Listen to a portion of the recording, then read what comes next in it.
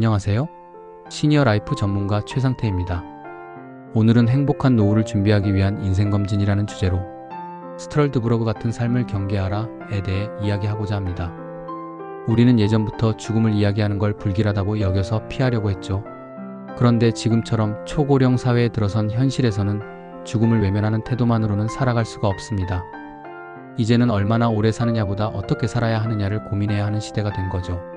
고령 1인 가구가 늘고 무연고 사망이 증가하고 병상에서 연명 치료를 둘러싼 논란도 계속되면서 죽음은 더 이상 남의 이야기가 아닙니다. 죽음을 성찰하는 일은 삶을 어둡게 만들기 위한 게 아니라 남은 시간을 어떻게 의미 있게 설계할지를 고민하는 과정이라고 생각하시면 됩니다. 걸리버 여행기에 나오는 스트럴드브러그도 그런 점을 잘 보여줍니다. 걸리버는 처음에는 불사를 축복이라고 생각했지만 실제 그들은 늙어도 죽지 않는 대신 기억과 이성, 역할을 점점 잃어가고 고립 속에서 쇠퇴해 갑니다. 여든이 넘어가면 그저 죽지 못해 버티는 상태가 되고요. 그러니 그들에게 불사는 축복이 아니라 끝없는 형벌이죠. 이 300년 전의 설정이 지금 우리 사회와 너무 닮았습니다. 평균 수명은 길어졌지만 의미와 존엄을 잃은 채 그저 살아있는 상태에 머무는 사람들이 늘고 있으니까요. 그래서 우리는 스스로 물어봐야 합니다. 나는 정말 살아가고 있는가? 아니면 생존만 연장하고 있을 뿐인가? 스트럴드브러그 같은 삶을 피하려면 끝까지 인간답게 살겠다는 의지와 설계가 필요합니다. 내가 원하는 삶의 상태가 무엇인지, 어디까지를 나다운 삶으로 볼 것인지 먼저 정의해야 합니다. 스티브 잡스가 매일 오늘이 마지막 날이라면 지금 하는 일을 계속할 것인가라고 자문했던 것처럼요. 죽음을 의식하는 순간 우리는 삶의 본질과 더 가까워집니다. 유한성을 깨닫게 되면 불필요한 집착도 내려놓게 되고 생존 중심의 삶에서 의미 중심의 삶으로 자연스럽게 시선이 바뀝니다. 하지만 깨달음만으로 삶은 바뀌지 않습니다. 변화의 출발점은 언제나 실행입니다. 아무리 가치 있는 목표도 시작하지 않으면 현실이 될 수 없죠. 그리고 실행의 우선순위는 중요도가 아니라 착수 순서입니다. 거창한 계획보다 오늘 바로 할 수 있는 작고 구체적인 행동이 훨씬 중요합니다. 작은 실천이 습관이 되고 그 습관이 결국 삶의 방향을 완전히 바꿔놓습니다.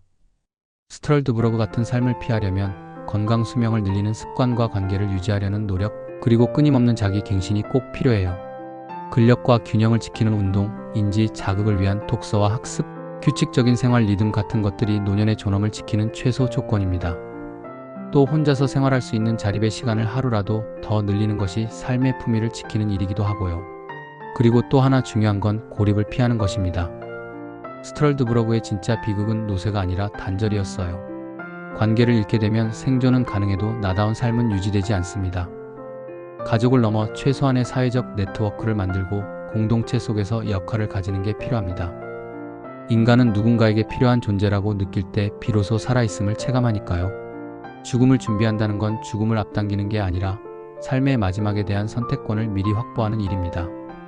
사전 연명 의료의향서, 임의후견 지정, 유언, 돌봄, 계획 같은 것들이 바로 존엄을 지키기 위한 최소한의 자기결정권이죠.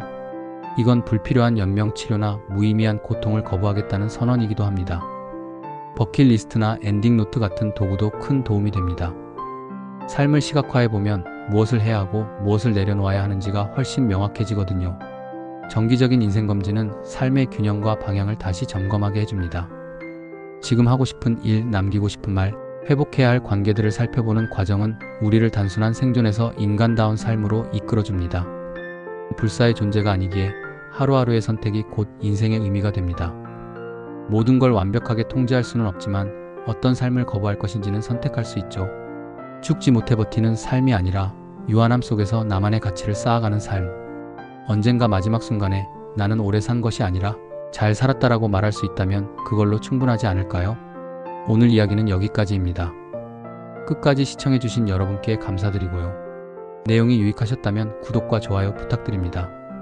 감사합니다.